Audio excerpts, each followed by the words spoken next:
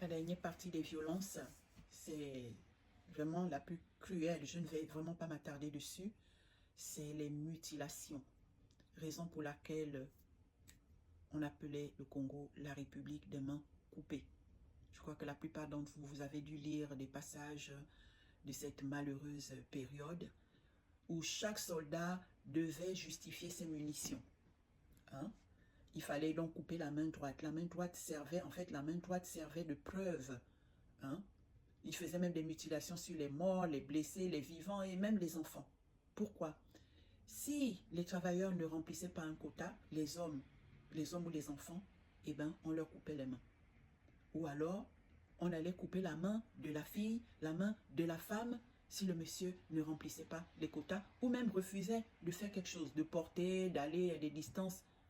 Peu importe, voici une façon, c'était une violence exercée au quotidien sur les populations congolaises. Ils coupaient les mains comme ils mangeaient le pain, en fait. Comme ça. J'ai des photos, je suis encore en train de réfléchir si je vais vraiment les publier, vu que c'est un Adams Hochschild est un auteur américain, c'est lui qui a écrit ce livre. Donc le livre a fait cette photo, a vraiment fait le tour. On en voyait beaucoup ici. La photo, je l'ai, mais je ne sais pas si je vais publier. C'est donc un monsieur qui est tellement dépassé. On a coupé les mains de sa petite fille et on les lui donne. Il est assis en train de regarder les mains, tellement dépassées. À se poser la question. Tellement il est dépassé. Mutilation. Et les mains coupées.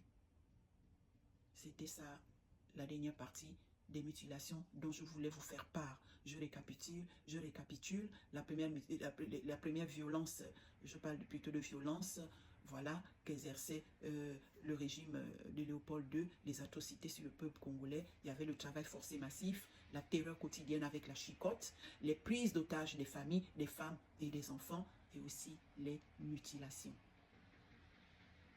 C'est un livre, mais vraiment, c'est un livre qu'on relit.